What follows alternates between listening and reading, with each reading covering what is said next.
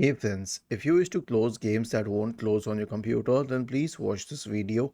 I will guide you through the procedure. So simply search for Task Manager in the Windows search bar and then open Task Manager.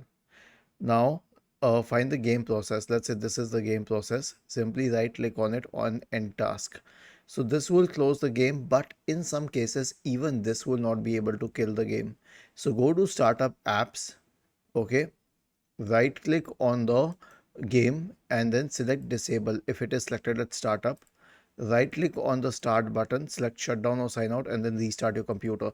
Now when your computer restarts, this game will not launch at startup itself, and just don't launch it, so it will be closed this way.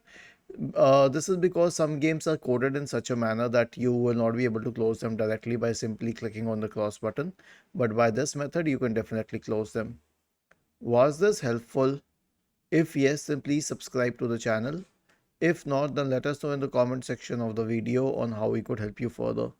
Thank you for watching this video and have a nice day.